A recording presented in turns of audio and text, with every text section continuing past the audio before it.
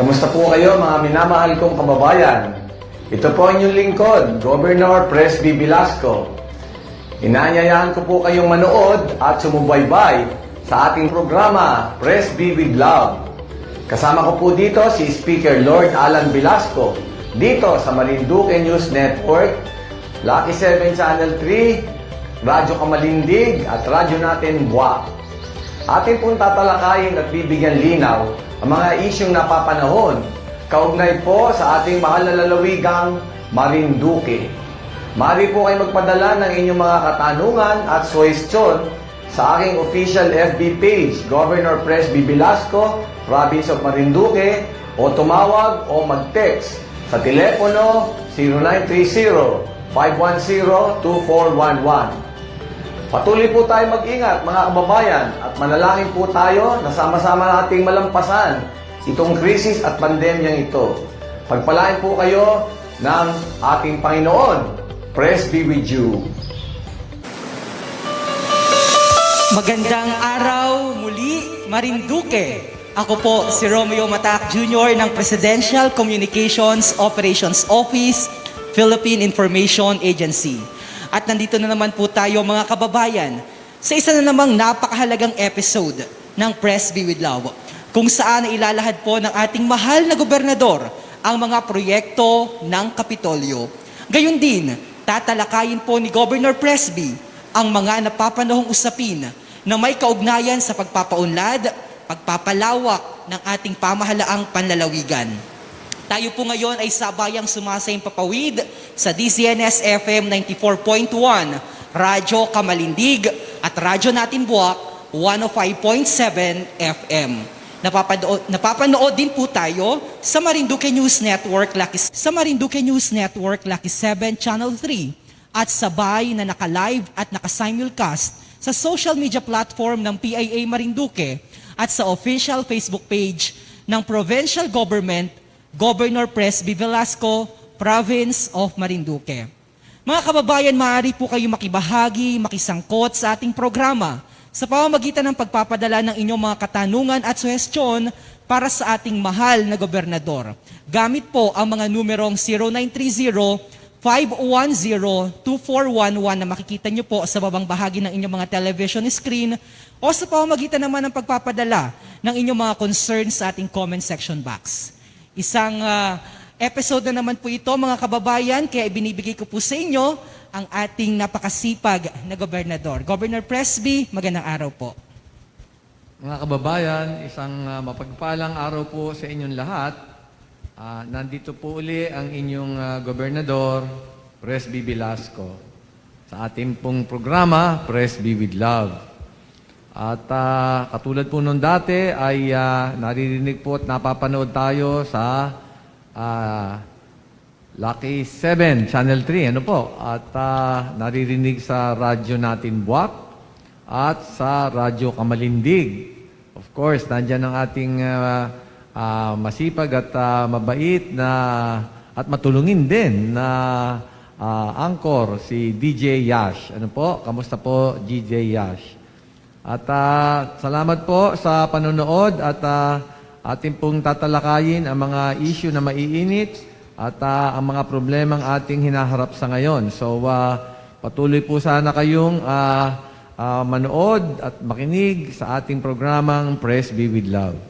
Nagpapaabot din po ng isang magandang araw ang ating pong Speaker, Lord Alan Velasco. Kapiling din po natin maya-maya sa ikalawang segwada ng ating palatuntunan ang ating pong Provincial Director ng Marinduque Provincial Police Office, si PD Wilson Santos VI. Kaya umantabay po kayo sa ating mga kababayan, lalong-lalo na po ang hanay ng kapulisan.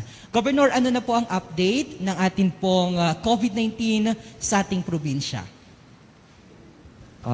Medyo hindi pa rin ho masyadong nag-i-improve at dumadami pa rin po ang mga kaso ng COVID-19. So, ang total po ng ating mga kaso, simula po nung isang taon yan hanggang ngayon na September 8, ano po, ay 2,243. At ang active cases po natin ay bumaba naman. Dati po ay mga 485 po yata yan. Ngayon, 400 na lang. Maganda po yung nakakabawas po tayo ng active cases. At yun na nga po ay iba-iba po ang mga kaso sa iba't ibang bayan. Yung Buwak po ay may 123 pa po. No? Nung dati po ay mas mataas dyan. Mabuti po ay may mga nagre-recover naman. At ang susunod po ay ang Mugpog, may 78 po yan. Ang Santa Cruz po, maganda po ang nangyayari at marami pong gumagaling. So, may 57 po. Ang Torrijos at Buenavista ay pareho pong may mga 49. Yung Buenavista po ay mga 18 lamang. Pero ngayon po ay tumaas ng mataas-taas, 49 na po. Kaya kailan tutukan po itong lugar, mga barangay. Ano po? At yun na nga po, ang total po ng namatay sa atin ay 108 na po. At katulad nga po nung dati, sinasabi po natin, yung karamihan po sa pumapanaw ay yung po mga senior citizens na hindi po bakunado. Ano po? Kaya kailangan po tayo magpabakuna. Yung iba naman po ay merong mga sakit o may comorbidities. Ano po? Sa Santa Cruz po ay merong 48 na po na pumanaw. Sa Buwak po ay 19. Ano po? Sa Torrijos, 16. Sa Mugpog po ay 14. Sa Gasan po ay 10. At sa Buenavista po ay 1. So talaga pong nakakatakot mga kababayan at talaga pong delikado ang sitwasyon. Ano po? At sabi nga po natin ay yung may mga simptomas ay magpatingin kaagad. Huwag nyo pong itatago. At nadadala po kasi yung mga karamihan ay meron na pong masamang sitwasyon o kondisyon. Kaya hindi na po malapatan ng tamang paggamot. Ito naman pong mga variants of concern, ano po, ay meron po tayong alpha, beta, yung delta lalo po na nakakatakot ay yung theta. Ano po? Yung alpha po, sa Gasan ay may 1. Sa Torrijos, may 3 po yun. Sa Buwak po ay 1. At sa Buenavista po ay wala naman. Ano po? Yung beta variant naman, meron po sa Gasan ng 3. Sa Torrijos po ay 6. Sa Buwak po ay 6. Yung Buenavista rin po, meron dyan na beta, 2 po. Yung delta po ay meron na po sa Gasan ng 2 pa. Yung sa Torrijos po ay may 4. Yung Buwak po ay 2. Ano po? At yung theta naman ay nakitaan po sa Buwak. So, ganyan po ang present na sitwasyon po diyan sa mga variants na ganyan. Ano po? So, ang total po ng alpha variant ay 6 po sa buong lalawigan. Yung beta po ay 21. Ano? Marami rin po yung beta. Yan po ay galing sa South Africa. Ano po? At yung delta po ang pinakamataas. Top notcher po yan, 35. Talaga pong mabilis ang hawahan sa delta. Yung theta po ay 2 lamang. Ano po? So, ingat po tayo dito sa mga viruses, no, na mga variants or mutants. Ano po? At ito naman po ang ating nabakunahan. Ano po? Yan po ay meron na po tayong 33,000 po na nabakunahan at mga 19% po yun, no? So, sabi po nga natin, yung mga senior citizens po ay 35% pa lang po ang nababakunahan. Ano po? Yung mga senior citizens, mga katribo ko po, uulitin, ay may mga bakuna na po, ay magpabakuna na po. At marami po sa ating mga kasama sa vaccination, sa ating senior citizens, ay kailangan na ho magpabakuna para po maligtas po tayo. Ano po? Ito namang mga nakuha nating mga bakuna po ay marami na po yan. Ano ho? Yung Sinovac po, naka 72,000 na po tayo dyan. AstraZeneca, mga 12,000 po. Yung Janssen ay 9,000 po. Ano po? At meron na rin po tayong Sinopharm. Nakakuha po tayo ng 10,000. At overall po, na nakuha natin, 103,000 na pong doses. Ano po? So, gumaganda na po at kailangan pa rin pong mabilisan, mga kababayan. Malaki po ang proteksyon na binibigay ng bakuna.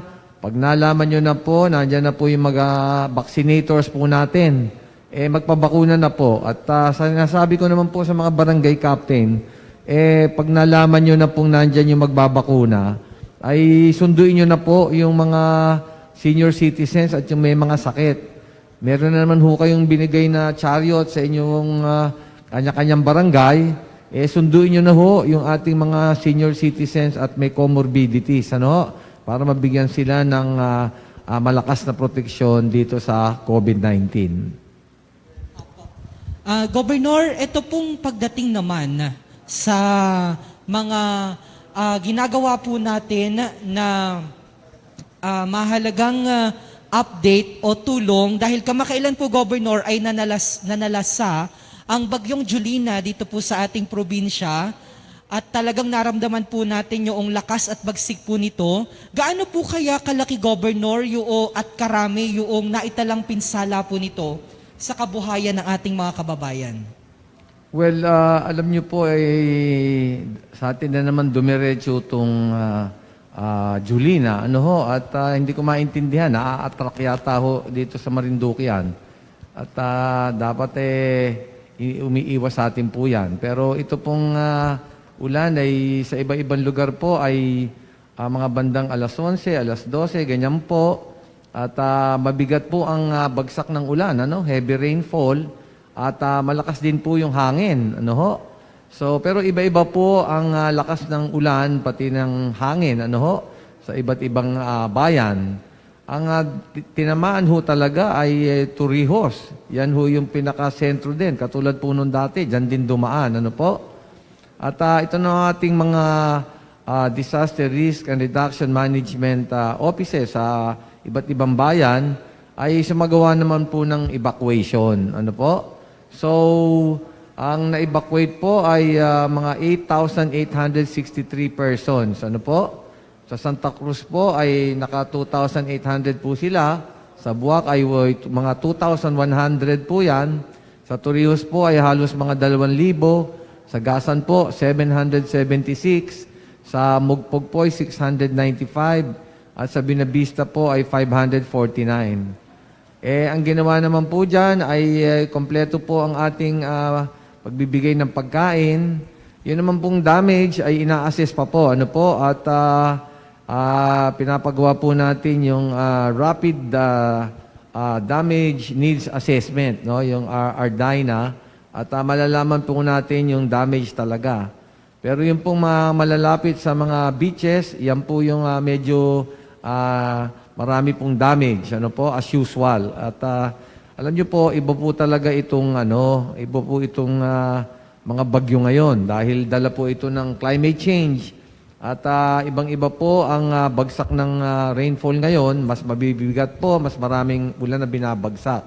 At yung nga namang flooding ay mabuti po naman, hindi masyadong umapaw itong mga ilog natin, At walang masyadong nag-overflow na tubig at wala pa kaming nakukuhang report na mga kabahayan o mga properties na malapit po doon sa ilog ang tinamaan o na-damage.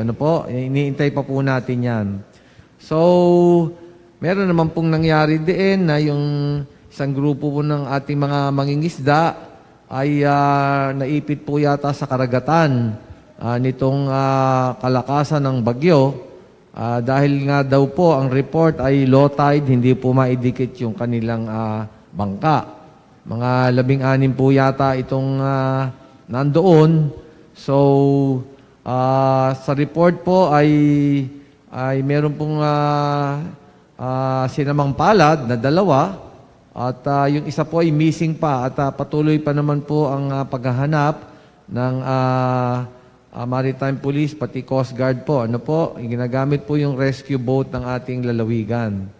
So, talaga pong, pag ganyan pong talaga may signal na po na mataas, sa atin po ay signal number 2 at alam po natin dito dadaan. Ito pong mga ngisda po natin ay talaga namang dapat nag-iingat. At next time ay pakikinggan po palagi yung mga weather report o weather bulletin para po kayo ay hindi malagay sa alanganin. So, ganun po, patuloy po pong hinahanap yung isang nawawala. Hopefully po sana ay makita. Ano po? Governor, maliban po doon sa binanggit niyo po kanina na nawawala at yung isa po ay namatay nga po dahil sa kasira po noong bangka na sinasakyan itong mga tripulanteng ito mula po dyan sa bayan ng Buenavista. May iba pa po bang mga naitala na casualty or fatality po bunsod ng bagyong Julina sa ibang mga bayan? So far, ang report po ay yung dalawang namatay na yon. Ano po? At parang ganun lang po. At meron po yatang na-aksidente rin dahil doon sa bagyo. Kinakala pa po namin yan kasi po may nag-report na parang nasugatan yung bata, yung dyan po sa bandang Santa Cruz. No po? Pero kung sa namatay po, so far, ang nai-report po talaga ay yung dalawang namatay na kasama po doon sa bangka na yon o sa Pangulong. Ano po? Yung isa na lang ang missing at sana naman po ay makita. Opo. Okay. So, ito pong meron pa po ba tayo, Governor, na mga ginagawa po ngayon na mga pagbibigay ng ayuda sa ating mga kababayan na nabiktima po ng bagyong Julina? Hinahanda pa po namin yung mga ayuda at kinukuha pa po yung bigas. Ano po? So, pinapamadali ko po yan para matulungan naman po yung mga napinsala nitong Julina. So, ganyan naman po kami at palagi naman pong handa ang ating Provincial Disaster Risk and Reduction Management Office. Nagpapasalamat nga po ako kila Rino Labay at buo nung lahat ng mga staff dyan sa PDRRMO. No po, ay talaga napakasipag. Nag-antabay po sila dyan at talaga pong nakamonitor. No po? So, nakahanda po tayo palagi dyan at palagi naman po may stock po dyan sa ating PDRRMO. Ano po? Ganyan po tayo. Alright. Sige po. Governor, baka meron pa po kayong ibang update na naisipaabot sa ating mga kababayan? Well, alam niyo po nga ay talagang mainit pa rin yung ating laban dito sa COVID-19. Sa punto po ito ay gusto ko po sanang ipahatid ang pakikiramay ng buong provincial government ng Marinduque sa dalawang engineer po natin dito sa Provincial Engineering Office. Ano po? Ang nauna po na umanaw ay si Engineer Vincent Villamin po. Ano po? At nagpapahatid po tayo ng deep sympathies sa pamilya po ni Engineer Villamin. At talaga pong malaking kawalan po sa atin ito sa ating Provincial Engineering Office.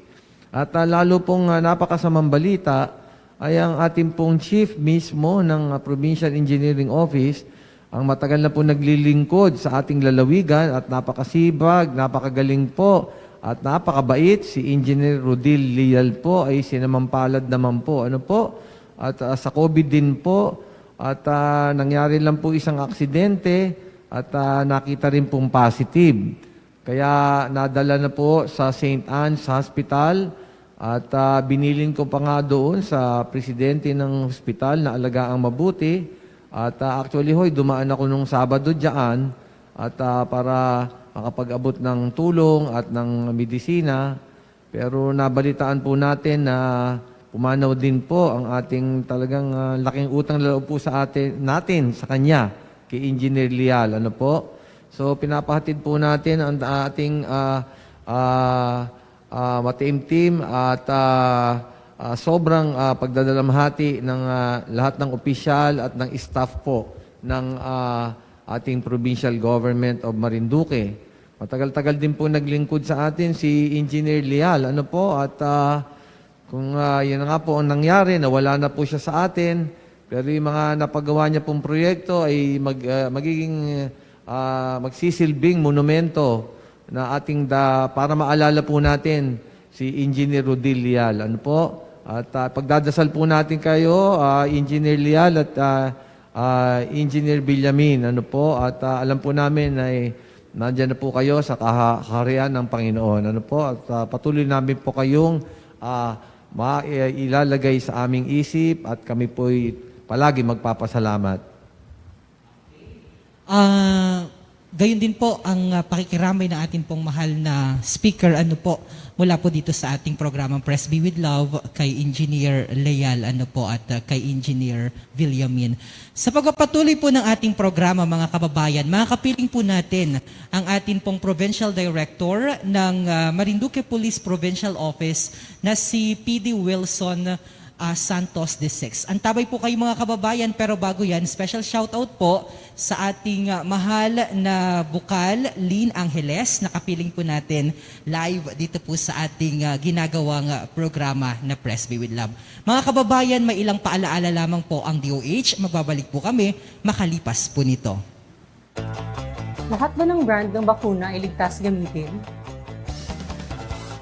Lahat ng bibilhing bakuna ng gobyerno ay dumaan sa masusing regulatory process. Lahat ng bakunang aprobado ng Philippine FDA ay ligtas at epektibo, anumang brand ito. Pwede bang magbago ng brand per dose ng vaccine? Sa ngayon, sa iisang brand ng bakuna manggagaling ang bawat dose na ibibigay sa iyo dahil sa magkakaiba ang efficacy at immunogenicity ng bawat brand ng bakuna. Ano ang immunogenicity? Ang immunogenicity ay tumutukoy sa kakayahan ng anumang uri ng antigen o bakuna na magbunsod ng immune response ng katawan. Kaugnay nito ang natural na biological na mekanismo ng ating katawan laban sa mga impeksyon. Paano pinipili ang mga lokal na pamahalaan na unang makakasali sa vaccine deployment program ng pamahalaan? Ang pagpili ng mga uunahing lugar ay nakabase sa burden of disease, kung saan sinusukat kung ilan ang kasalukuyang aktibong kaso at kung ilan ang porsyento ng populasyon ang may naturang sakit o ang attack rate. Ang bilang ng aktibong kaso ay natutukoy sa pagbawas ng mga gumaling at namatay sa kabuuang bilang na nagkasakit. Samantalang nagko-compute ang attack rate sa pamamagitan ng pagkuha ng porsyento ng kabuuang bilang ng populasyon na nagkasakit sa loob ng nakalipas na 4 linggo gamit ang multiplier na 100,000 populasyon. Together, we can beat COVID-19. Together, kaya natin to be the solusyon sa COVID-19. Kailan at saan ka dapat magpabakuna? Ang inyong national government ay nakikipag-ugnayan sa mga lokal na pamahalaan upang maihatid ang bakuna sa inyo. Ang lokal na pamahalaan or LGU nyo ang maghahanda ng pagpaparehistro at pag-ayos ng schedule ninyo sa pagpapabakuna. Mangyaring abangan ang anunsyo at instructions na magmumula sa inyong mga mayor or governors ukol dito. Tara, sa Vida Vaccination!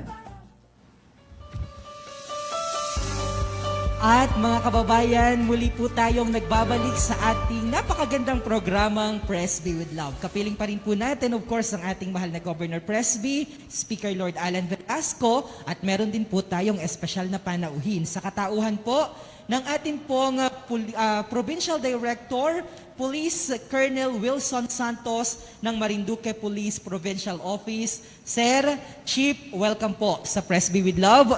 Kumusta po muna kayo, Chief? Unang-una, magandang gabi po kay Governor Presby Velasco Jr., ang ating mahal na governor. Sa iyo, Romy, magandang gabi at sa lahat ng nanonood at nakikinig ng Presby with Love. Of course, Chief, yung ating pong mga miyembro ng magigiting at masisipag na kapulisan, pwede niyo po silang batiin, Chief. Yes, ngayon sa kasalukuyan, ang ating pong mga kapulisan ay nakikinig at nanonood nitong programa ng ating mahal na governor. Habang sila po ay nagtatrabaho sa kanilang opisina at iba't ibang police stations po natin dito sa Marinduque, PPO. Sige po, Chief, wag na po nating patagalin pa. Ano po na ang status ng ating mahal na probinsya pagdating po sa peace and order? Alam naman po natin na tayo po yung lagi sinasabi ni Gov na number 2 sa may pinaka-peaceful na probinsya sa buong Pilipinas. Nangunguna po yung Batanes pero napakaliit naman po ng populasyon as compare sa Marinduque. Ngayon, ano po ang kasalukuyang status po natin dyan, PD? Ang kasalukuyang status po ng ating probinsya. Pagdating po sa peace and order ay napapanatili po natin ang katahimikan at kapayapaan dito sa ating probinsya. Dahil po ang sambuan po natin noong August to September, tayo lang po ay nakapagtala po lamang po tayo ng 42 incidents na lubhang napakababa po kung i-compare po natin sa ibang probinsya dito sa rehiyon ng Mimaropa. Ito po nakaraang 2 linggo, tayo lang po ay nakapagtala ng 4 po na insidente. Sa 4 po na ito, 2 po ang special laws na police ang nagtrabaho. Ito po yung preservations ng coconut law at saka po yung Mining Act. At isa po yung traffic incident, yung reckless imprudence resulting to physical injuries. At yung pinakahuli po na naitala po natin, ito pong kasagsagan ng bagyo dito po sa bayan ng Buenavista, yung robbery incident na kung saan po ang mga suspects po natin ay mga minors o yung tinatawag po natin child in conflict with the law. Sa follow operations po na kinandak po ng ating kapulisan ng Buenavista, na-aresto po yung 2 minors na may edad po na 13 at 14 years old na tumangay po sa isang hardware na nakakahalaga ng 250,000. So sa follow-up operations, na within less than 24 hours po ng ating kapulisan ng Buenavista, nahuli po yung 2 minors. At na-recover din po yung ninakaw na 250,000 at sila po ngayon ay nasa kustodiya ng DSWD. Okay. PD, kamakailan po ay bumisita po? Of course, nakapanayan po natin dito, nakapiling po natin ang atin pong PNP Chief, Guillermo Elezara. Ano pong naging pangunahing layon ng kanyang pagdalaw dito po sa ating lalawigan, Chief? Opo, noong pong Agosto 29 hanggang Agosto 30, tayo po ay nagalak at binisita po tayo ng pinakamataas na opisyal ng Philippine National Police sa katauhan po ni Police General Guillermo Lorenzo T. Eleazar.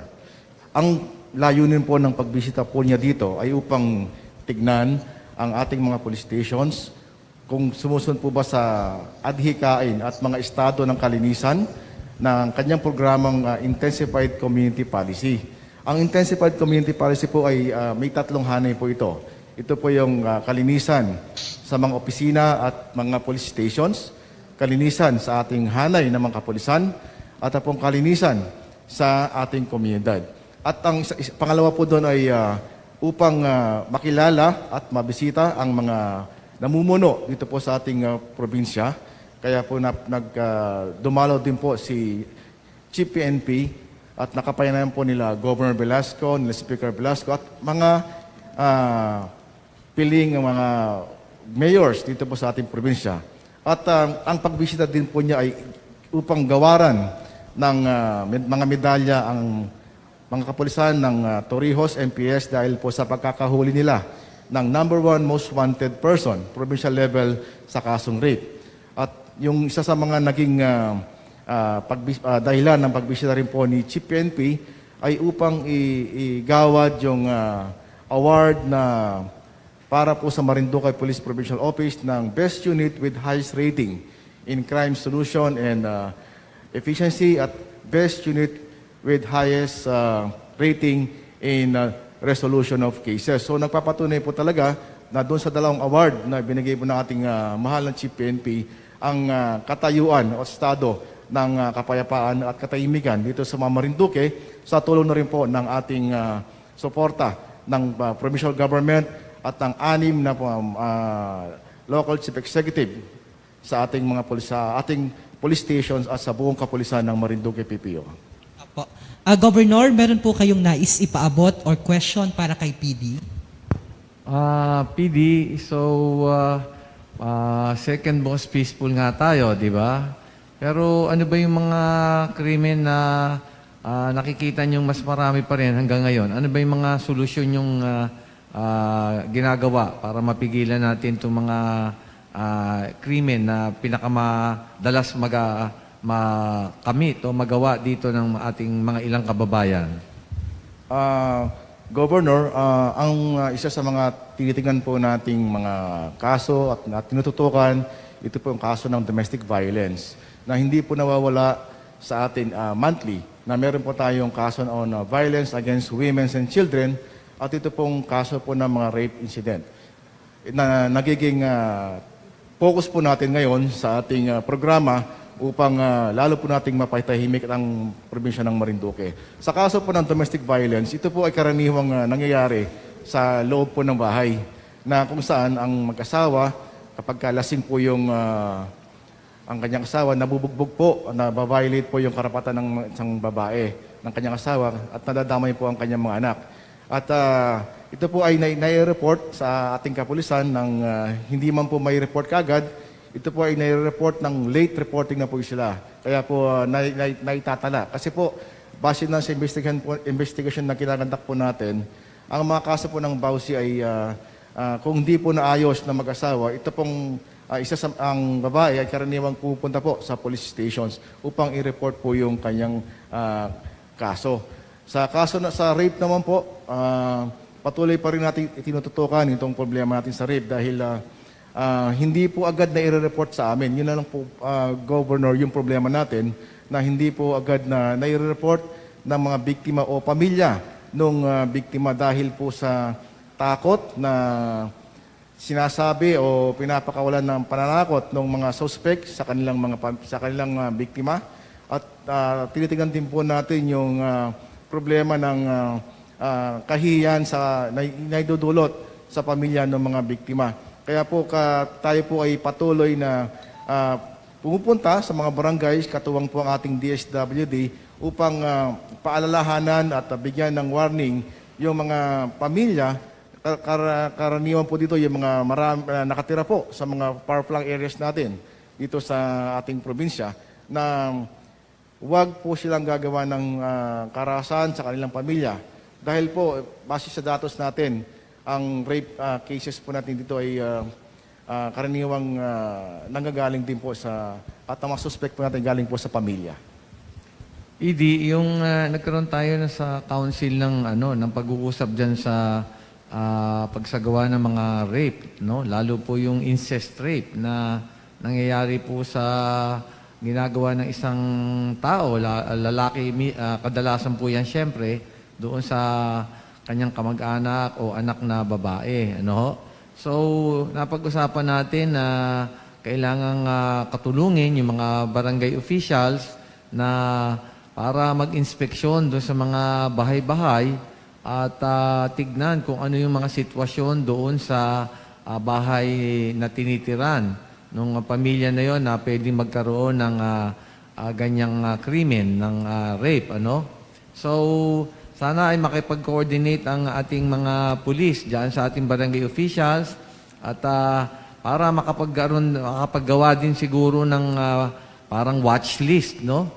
Yung parang tinitignan mabuti kung itong sitwasyon sa bahay na yon ay may posibilidad na magkaroon ng pagsagawa ng ganyang krimen na talagang hindi napakaganda. So, ano ang nangyayari na dyan sa coordination nyo ng mga barangay officials patungkol sa sana ay hindi na maisagawa yung napakasamang krimen na ganyan? Yes po, sir. Magmula po nung makipag-coordinate po tayo sa mga barangay officials, lalo pong nagkakaroon ng lakas ng loob yung pamilya. Nung pong kasing una, talagang hesitant po silang mag-report sa ating kinaukulan dahil nga po dun sa takot at minsan sa takot na makot siya at sila ay pagtawanan ng mga barangay. Ngayon po, dahil po sa ating pakipag-ugnayan sa DSWD, sa mga lokal na officials, sa 6 na bayan po dito, sa ating mga barangay officials, lalo po nagkakaroon po ng lakas ng loob na mag-report ang mga pamilya ng naging biktima po ng rape. Dito naman, PD, dito sa paggamit ng illegal na droga, no, ha? At alam naman natin, drug cleared tayo, no? So, ano nang sitwasyon dyan? Kasi mahirap ang buhay ngayon, hindi natin masabi na maring may naiengganyo doon sa mga dating naglalako na maring nagbibenta ulit. At ito namang mga dating naligaw ng landas sa paggamit ng ganyang illegal na droga ay maring naiinganyo ulit. Ano ba ang monitoring na sinasagawa nyo dyan? Actually, sinuggest din namin yun na parang kailangan na pinagre-report yung ating mga naging addict o yung gumagamit ng ganyang illegal droga para at least namomonitor kung ano yung ginagawa nila sa buhay nila, kung nagtatrabaho na, at baka hindi na sila bumabalik sa paggamit ng ganyang droga. Anong nangyayari na dyan? Anong monitoring yung resulta dyan? Opo, Gob, yung pong mga naitala po natin mga drug surrenderies noong 2016 na humigit kumulang 1,000 ay patuloy po natin silang binabantayan. Karaniwan nga po sa kanila ay wala na po dito sa ating probinsya, pero yung pong mga naiwan na mga drug surrenderies po natin, gaya nga po ng inyong instruction sa ating kapulisan, pinupuntahan po natin at sila po ay sinasabihan na huwag na pong bumalik sa nakaugalian po nilang masamang pagtutulak at pagbebenta ng illegal na droga. Sa katunayan nga po, Gob, meron po tayo mangilan-ngilan na mga drug surrenderies ang bumalik sa mga maling gawain, pero hindi po natin sila pinatagal at sila po ay naaresto po agad at sila po ngayon ay nakapiit na sa kulungan. Yun naman pong ibang mga drug surrenderies ay nag-undergo rin po ng wellness program ng ating gobyerno. Meron po tayo ngayon na mga bagong identified na mga drug surrenderies, sila po ay naka-schedule ng wellness program dahil nga lang po sa pandemic ay hindi pa po sila mabigyan ng pagkakataon na sila po ay ma-rehabilitate dahil po ginagamit po ang ating mga rehabilitation centers. Pero sa kabilang banda, kahit hindi po sila ngayon na rehabilitate ay minomonitor po rin po natin ng ating mga intel, ng badak po, lalo-lalo po sa mga barangay levels na ang role po ay napakalaki. Yung nakipagtulungan po tayo sa kanila na may report kung bumalik po sa dating gawain yung mga dating drug pushers at users na naitala po natin dito sa ating probinsya. Dito naman po sa usapin sa LCAC at saka po yun sa mga makakaliwang grupo at mga insurhensya, ano po yung update natin dito sa lalawigan? Pagdating naman po sa problema po ng insurgency dito sa ating probinsya, masasabi ko po na hindi pa po tayo threatened ng mga makakaliwang grupo.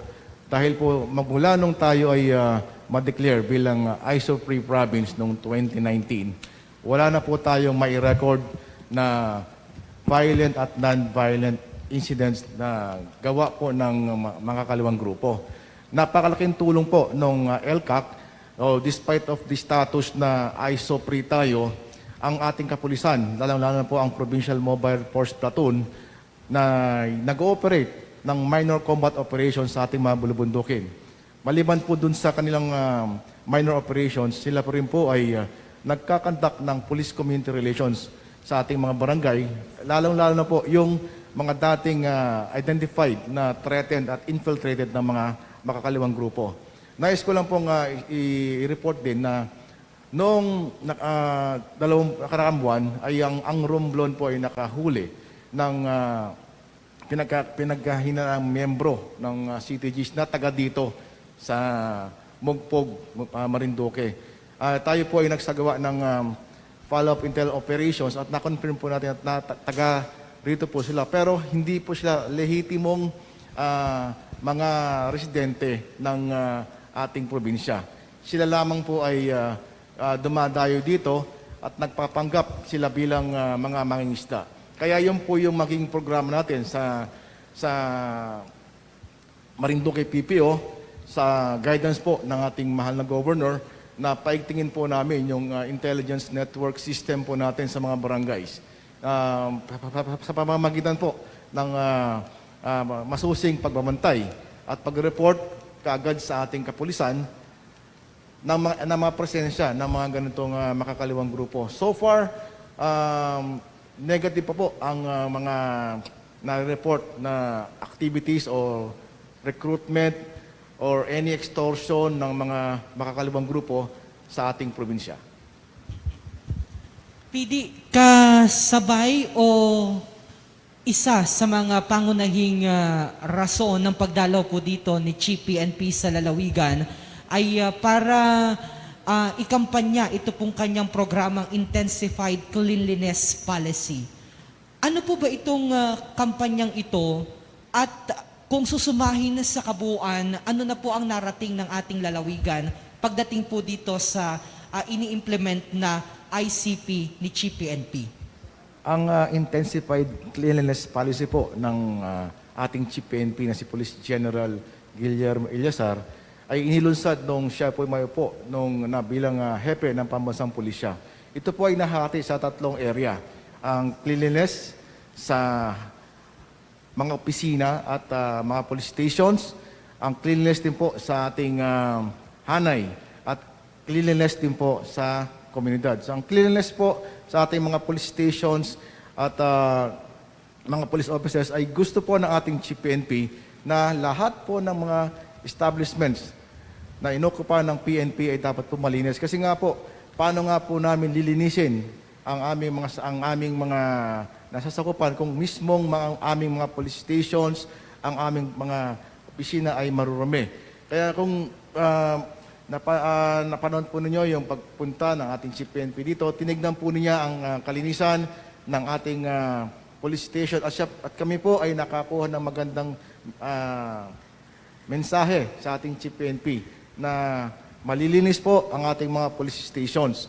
At yung pangalawa naman po yung kalinisan sa ating hanay ng kapulisan. Ang gusto po ng ating Chief PNP na lahat po ng mga tiwaling miyembro ng Philippine National Police ay lilinisin niya at papalitan ng mga bagong miyembro ng PNP. Dahil po sa kakaunting bulok na miyembro ng PNP ay maani pong mahawa ang karamihan. Kaya nga po naglunsad siya na dapat lahat ng mga pulis ay disiplinado upang lalo pong may balik ang tiwala ng publiko sa inyong kapulisan. Yun naman pong cleanliness sa community. Ang gusto po ng ating Chief PNP ay malinis ang komunidad natin sa lahat ng mga masasama sa tulong po ng ating community. Dahil kami po ay naniniwala, si Chief PNP naniniwala na sa tulong ng ating mga community ay ma-identify natin at ma-prevent natin yung mga kriminal na gumagala sa mga barangay at sa mga probinsya. Dahil po siya po ay naniniwala na sa tulong ng community, lahat po ng masama ay malilinis natin at maaaresto. Governor, may nais po kayo abot pa kay PD. Colonel Wilson, yung ating PNP ay hininga natin ng tulong dito sa pagpapatupad ng mga health protocols, ano? At pinahigpitan po natin yung paglabag o pagsuway ng mga ilang kababayan natin dyan. Sa katunayan nga ay nakikita pa rin natin ang pagtaas ng hawahan dito sa Marinduque at ang sabi ko, napakaganda ng tulong ng ating PNP. At sinasabi ko rin nga ay baka dun sa contact tracing ay makatulong ang ating mga PNP para talagang dumami rin yung nagsisiyasat kung sino talaga yung mga close contacts, no? So ano yung masasabi mo dito sa pagsagawa ng ating mga kapulisan dito sa laban natin sa COVID-19? Yes po, sir.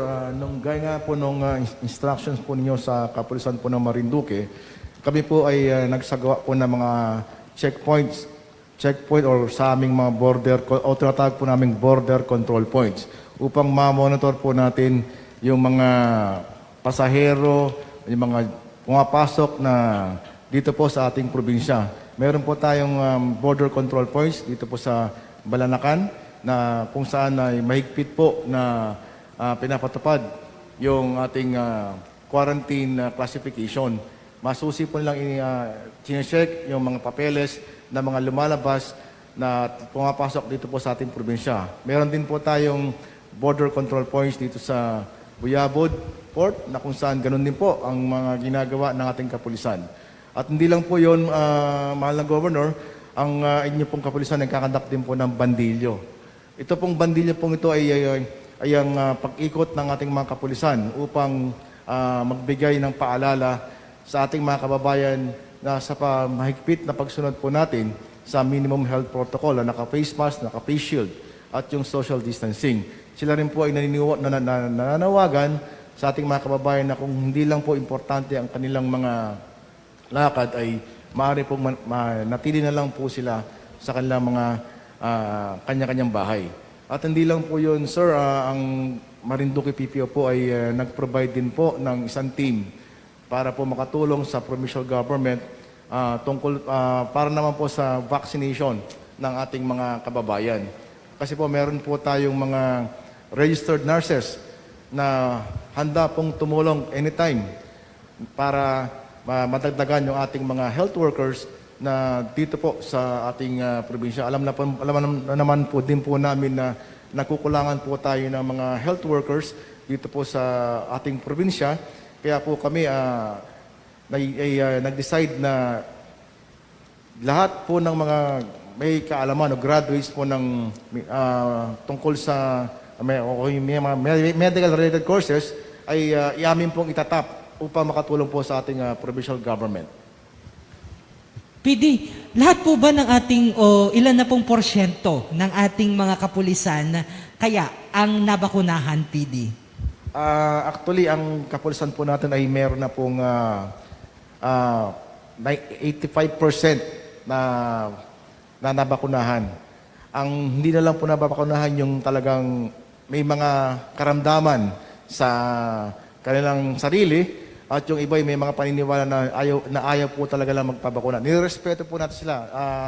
Siguro mga ano lang po sila, mga less than 20 na lang or 15 to be exact na lang yung hindi na nabavaccinate sa ating mga kapulisan. So sa 380 halos po ay nabakunahan na. So yung bilang po, PD, dito ng ating mga uniform personnel as well as the officials, ilan po ang kabuuan nun, PD? Sa kabuuan po ay 380 ang lahat ng PNP members dito sa probinsya po ng Marinduque.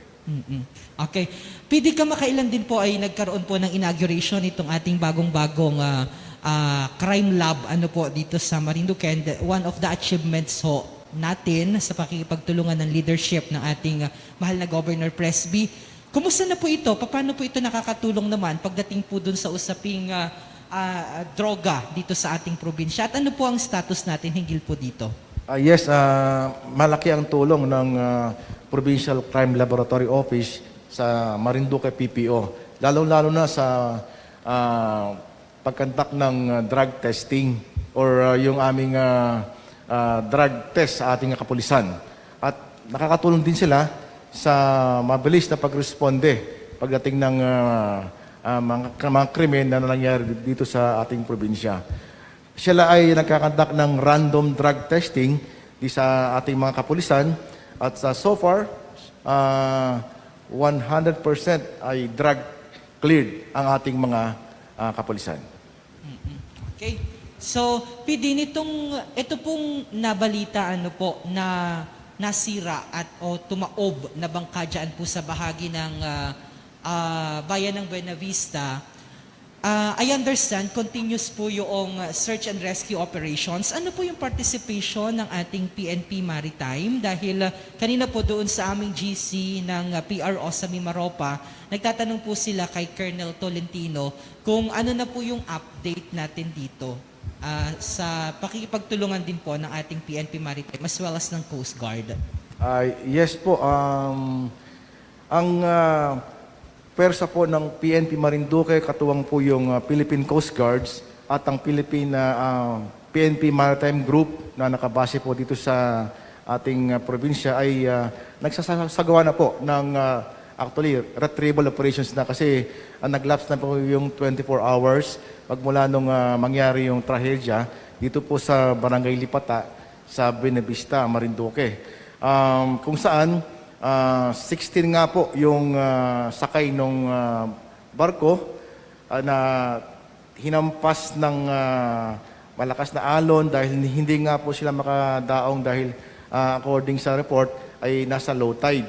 Kaya po minabuti po nung ilan sa mga crew nung ill-fated na barko na lumangoy na lang papunta doon sa seashore at naiwan yung 7 doon sa mga 16 na crew nung nasabing barko.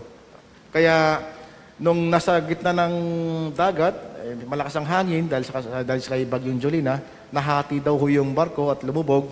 Kaya nagsagawa muna ng rescue operations itong Philippine Coast Guard at PNP Maritime Group. Sa kasabihan palad, 2 na po ang naiulat na confirmed na patay at yung isa ay kasalukuyan pong pinaghanap ng ating mga otoridad. Hanggang sa ngayon po ay nagkasagawa po sila ng retrieval operations. Okay. Nakalungkot ho na pangyayari at nakikiramay po tayo doon sa pamilya na naiwan noong mga tripulante na pumanaw, yung 2, doon po sa nangyaring insidente naman dyan sa bahagi ng bayan ng Buena Vista. May additional pa po kayong concern na naisipaabot, Governor, kay PD? Well, talaga naman ako po ay nagpapasalamat sa ating PNP Marinduque at nasa ilalim po ng mahusay na liderato ni Colonel Wilson Santos the Sixth. Ano po? At nabanggit ko na nga po na talagang in close coordination po ang PNP Marinduque at ang provincial government. So maganda po ang aming collaboration, coordination at cooperation. Kaya po talagang binigyan ko po sila ng mga goal, no, na kailangan pa nilang pag-ibayuhing mabuti, na katulad nga po yung dapat number 1 po tayo na safest in the entire Philippines. Tatalunin dapat po natin yung Batanes. Kahit maliit lang yung population nila, ay pakita pa rin na kaya po natin. Ano po? Mabuti po yung aim high tayo palagi. At doon naman sa drug cleared, sabi ko, may drug-free pa yan at tignan natin, although mahirap daw yon, wala naman humahirap, sabi ni Churchill, matagal lang gawin. Ano? So talagang maganda po ang takbo dito sa Marinduque. Yun nga lang po ay patuloy pa rin yung mas mabigat na laban sa COVID. At nandyan po at kasama pa rin natin talaga at talagang magkakapit-bisig po ang provincial government at PNP Marinduque na gapiin na po itong napakabigat na kalaban. Pero sabi nga po natin, kaya po nating talunin. So, salamat pong mabuti kay Colonel Santos, pati po ang lahat ng mga opisyales at kasama sa ating PNP Marinduque. Chief, last lamang pong question. Ano po? Anong status po ng ating crime rate index sa lalawigan? Gaya nga po nung nabanggit ko po kaninang bungad na pananalita, ang crime rate po dito sa probinsya natin ay napakababa. Kaya kayang-kaya po nating maging number 1 soon. Basta po kami po ay humingi po ng suporta sa ating mga kababayan na dapat po ay yung aming support, ang anyong suporta sa kapulisan ay paigtingin po natin upang lalo pong lumiit yung crime rate dito po sa ating probinsya. Almost close to 0 po weekly yung crime rate dito po sa ating probinsya. Kaya masasabi po natin na peaceful, matahimik ang ating probinsya. Alright, nako. Thank you so much, PD, sa inyong oras at sa inyo pong mga ibinahagi sa ating mga kababayan. Baka may mga nais po kayo na mensahe na ipaabot sa ating mga kababayan sa pagtatapos po nitong ating programa. Unang-una po, ang kapulisan po ng probinsya, Marinduque PPO ay nagpapasalamat po sa ating mahal na gobernador sa suporta at tiwala po na pinagkaloob po sa aming kapulisan. At kami naman po sa PNP Marinduque ay gagawin po namin ang rapat at lahat ng aming makakaya upang lalo po nating mapanatili ang katahimikan at kapayapaan dito po sa probinsya ng Marinduque. Sa mga kababayan naman po natin, kami po ay nakikiusap sa inyo na sumunod po tayo sa mga lahat po ng minimum health protocols dito po na pinapatupad po ng inyong kapulisan at ng ating mga local governments. At talaga pong totoo po ang COVID. Marami na po ang nasasawi dahil po sa sakit at sana po ay magtulong-tulong po tayo upang mapigilan po ang pagdami ng COVID dito po sa ating probinsya. Once again, thank you so much, Police Colonel Wilson Santos VI, ang ating pong Provincial Director ng Marinduque Police Provincial Office at sa lahat po ng uniform and non-uniform personnel ng Marinduque PPO. Ang amin pong pagsaludo sa inyo. Sumapit na po ang oras para po tayo ay magpaalam, pero may nais pong ipaalala sa inyo ang ating Governor bago tayo magtapos. So mga kababayan, ay inuulit ko po at patuloy pa rin po ang transmission nito mga variants na nabanggit ko. Ano po? Alpha, Beta, lalo po yung Delta at yung Theta. At nagpapasalamat po tayo sa Pride ng Marinduque kay Speaker Lord Alan Velasco dahil po yung mga donasyon niya po ay pinamahagi na po sa iba't ibang municipal government, sa mga rural health units, ano po, yung modular tents with mattresses at yung ilang pong concentrator ay marami na pong naibigay sa provincial hospital. Siya po yung talagang level 1 na talaga pong dinadalhan ng mga severe to critical at yung iba pong municipal health unit ay nabigyan na rin. Yung meron na rin pong 4 na high flow oxygen cannula machine dyan po sa MPH. At yun nga po ay ipapamahagi na rin po yung ating mga oximeters, mga 660 po yan. Yung digital thermometers po, mga 400 mahigit po yan. At ito pong mga BP apparatuses, mga 800 po yan. At marami pa po kaming kinakalap na donasyon. At marami naman pong talagang natutulungan na rin si Speaker at marami pong nakukuha sa iba't ibang ahensya. Ano po? At ipapaalala ko po sa pagtatapos ay yung ating pong mga rice farmers o mga tenas na below 2 hectares po, magparehistro na po dyan sa MAU para po makakuha dyan sa ayuda sa rice tarification law. At ito pong mga coconut farmers, magparehistro po dyan sa ating Philippine Coconut Authority. At yun naman po mga partially damaged ay mag-submit na po at ipapamahagi na po itong ayuda. So maghintay-hintay lang po dito sa tulong sa ating mga kababayan, lalo po yung mga indigents. Ano po, inaayos na po yung ayuda, yung nagre-repack na po ng bigas at yung mga canned goods. So mga kababayan, yun pa rin ang nangyayari. Hindi pa rin ho tayo nagre-report ng simptomas. Ano po? At nadadala po yung ating kamag-anak o yung mahal sa buhay, yung medyo masama na ang lagay. Sabihin lang po kaagad yung may simptomas dahil po lalong dumadami yung nahahawahan pag hindi po nagre-report. Ano po? Sundan po yung minimum health protocols at ang sinasabi ko nga po, isipin yung kaharap nyo ay carrier, lalo po na carrier ng Delta, para po tayo ay lubos-lubos na mag-ingat. Yun lang po, magpatuloy po tayo sa pagsuporta sa provincial government, makilahok po sa ating mga programa at proyekto, lalo rin po dun sa Presby Cares, yung gusto magnegosyo, yan po, marami na pong ating tinutulungan, yung love loans po ay marami na ipapamahagi. So, pagpalain po kayo ng Panginoon Diyos, mag-ingat po tayo at matapos na po itong laban sa COVID. Thank you so much, Governor Presby. At natapos na naman po ang isa ng napakahalagang episode ng ating pong Presby with Love. Binabati po pala natin ang lahat po ng bumubuo dyan sa Congressional District ni Congressman Lord Alan Velasco, sina Tita Arlene de Galicia Reyes, at sa office naman po ng House Speaker, sina Attorney Joselia Baghani. Maraming salamat po sa patuloy na pagsuporta sa ating programa. At dito na po nagtatapos ang ating programang Presby with Love. Antabayanan po kami sa susunod na Huwebes sa kaparehas na oras at himpilan. Kagaya po ng palaging sinasabi ni Governor, karangalan po nila mga kababayan, ang kayo po ay paglingkuran. Mabuhay po ang bawat Marinduqueño at mag-ingat palagi saan mang panig ng mundo.